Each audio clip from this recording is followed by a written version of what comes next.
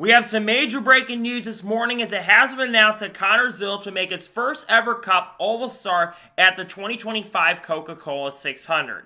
What's going on, guys? It's Daniel and welcome back to our video. As I just said a second ago, we had some pretty massive major breaking news this morning as it has been officially announced that Connor Zilisch will make his first ever Oval NASCAR Cup Series start in 2025 and his first career Oval Cup Series start with Trackhouse Racing. Here's the announcement from Trackhouse Racing this morning. News: Connor Zilisch will make his second career Cup Series start at Charlotte. He'll drive our number 087 Red Bull Chevrolet in the 2025 Coca-Cola 600 on March 25th.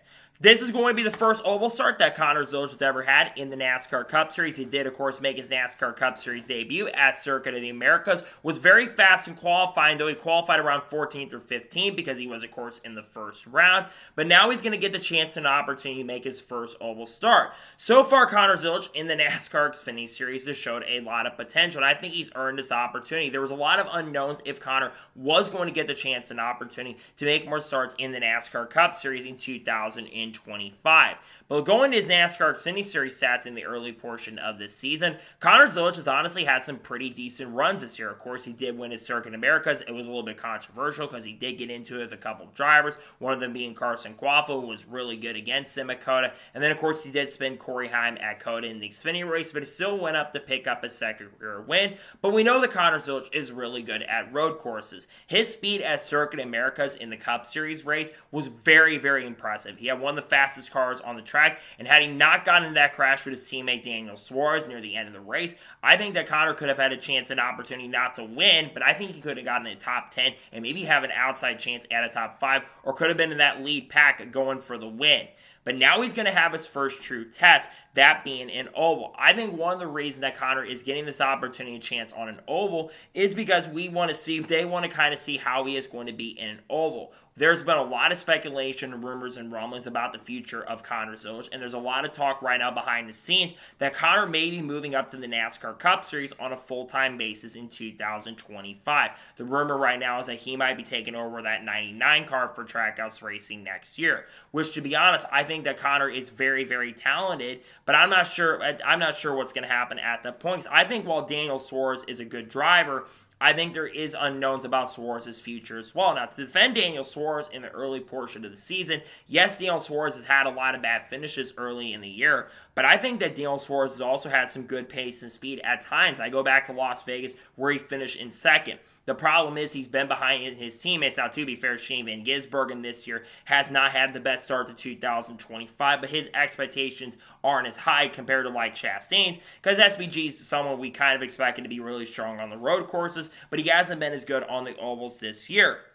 But, of course, Shane Van Gisbergen brings a lot of funding and sponsorship, and with the Red Bull connection and them being close, there's no way that you're going to get rid of SVG, and you're certainly not going to get rid of Ross Chastain. So what are the realistic expectations for Connor Zilisch? Well, realistically, I think Trackhouse's program has been solid. I think they've shown some decent speed on the mile and a half. They weren't that great at Homestead outside of Daniel Suarez, so that concerns me a little bit. But Trackhouse has been pretty good in the past in the Coca-Cola 600 and been really good at Charlotte. I go back to 2022, their first year, where Suarez and Chastain had arguably the two fastest cars in the race, and Chastain led a ton of laps and nearly went on to win the Coke 600 a couple years ago. And I believe Chastain also was pretty quick, well, actually wasn't quick 2 years ago, but I think Chastain was pretty fast in the race last year as well. So what are the realistic expectations of Zilisch? Number one, gain as much experience as possible, especially if you are going to be a driver in the Cup Series next year. You want to gain as much experience as possible. And again, I think the reason that they are getting him behind the wheel is getting prepared for next year. I think there's a very realistic chance and possibility that Connor Zilisch is going to be a full-time driver in the NASCAR Cup Series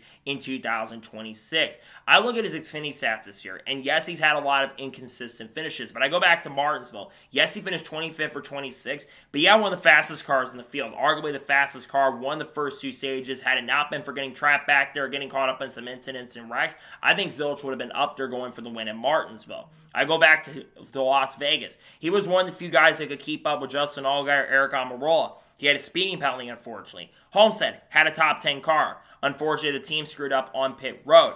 I think once Connor gets that cleaned up, I think he's going to be one of the forces to be reckoned with. He's been, in my opinion, maybe the most impressive rookie this season so far, and I think he's done, outside of Carson Quaffle, I should say, And I think that he has had a lot of really good speed and pace. And I think he's got an outside chance to win the Xfinity Series race this weekend at Darlington Raceway as well.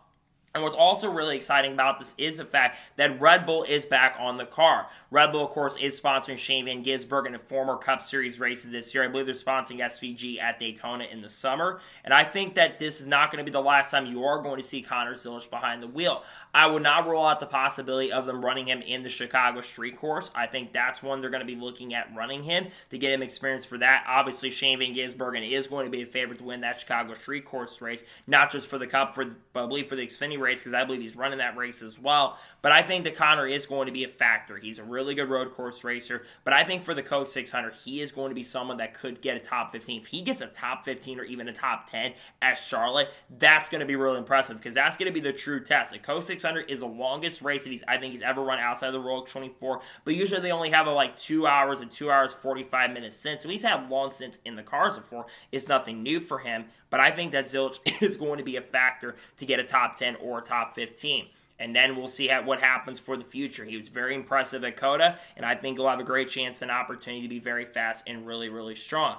Again, what does this mean for silly season? Obviously, they're giving him a lot of starts. I think about the connection with Junior Motorsports. One of my theories is that Junior Motorsports may get involved with Trackhouse Racing with that number 99 car next year. I'm not thinking that maybe Junior Motorsports might bring their team up right, but maybe the 99 car could be a partnership between Trackhouse Racing and Junior Motorsports next year, where we see, because especially with Chastain and SVG driving the 9 car for Junior Motorsports, that's my theory, is that that's how Junior Motorsports is going to get in the Cup Series, and they're going to partner up with Connor Zilisch. They're working very closely with the team this year. You think about the 88 car, how closely they're aligned with them. I do believe that that's the way that they're going to get that Junior Motorsports up the Cup. But I'm excited. I think Connor Zilisch was one of the best prospects out there. He's up there with Corey Heim for top. I look at guys, of course, like Jesse Love, who are really strong. He's making his Cup Series debut next weekend at Bristol. I think about other people like Christian Eckes from time to time. Sam Mayer, even though I think Sam Mayer's driven like an idiot. Sheldon Creed, I would consider him a prospect too, even though Sheldon Creed's been in the Xfinity Series now for almost 4 or 5 years, same as Sam Mayer. I wouldn't consider Austin Hill a prospect, because Austin Hill's in his 30s now. But I think that there's a lot of good prospects out there. Christian Eckes is a good one. And I think even people like Brent Cruz, who are on their way up right now, are very, very good. I'm really excited, though, to see what he can do. He's going to be competing against a lot of really good drivers. His teammates, of course. Bubba Wallace, who's had his best start to a season he's ever had. Kyle Larson, who's going to be doing the double with the Indy 500 and the Coast 600. Chase Elliott, Alex Bowman, William Byron, Brad Keselowski. Other people in the sport like Tyler Reddick. Not really Herbst, but other people in the sport like Joe Logano, Ryan Blaney, who are probably going to be fast, and some other drivers in the series, like, of course, some people in the back like Eric Jones, who I think Carson Osmer, Michael McDowell, those guys, and Kyle Busch as well, who I think will be very, very competitive. Excited to see what Connor can do, and pretty excited to see the Red Bull will be back on the car as well. So, that is going to be for today's special breaking news report on Connor Zilisch running the Coca-Cola 600. I want to thank you guys for watching. Please subscribe to the channel, notifications on, so if I win a video, it does go live on my channel. Follow me on Twitter, Facebook, and Instagram, and support me on Patreon as well. Let's go just below that and comment your thoughts below on today's episode. How I think Connor Zilisch is going to do in the 2025 Coca-Cola 600. Let me know your thoughts in the comments below. I don't think I have any more breaking news content dropping today. Tomorrow, we're going to be looking at all the throwback paint schemes, and we'll touch on this story around Connor Zilisch running with Red Bull and Trackhouse, and then, of course, we're going to have some more updates on the Legacy Motor Club lawsuit coming out, some Kyle Busch stuff around his potential retirement in the near future, among other things. Talk about people like Haley Deegan, SVG, Connor Zilisch, Carl Edwards, Kurt Busch, Kyle Busch, like I said, SVG, Bubba Wallace, and many other people in the industry of Junior Motorsports, Sam Mayer, Sheldon Creed, Frankie Muniz, Matt DiBenedetto, Eric Almirola, Chandler Smith, all the good stuff we'll be talking about on the channel. It got a lot of great content dropping. I've got some big videos planned for this month. I'm going to have a 2026 silly season predictions dropping probably around Easter, so expect a lot of that great content dropping soon, and a silly season update should be coming in the near future.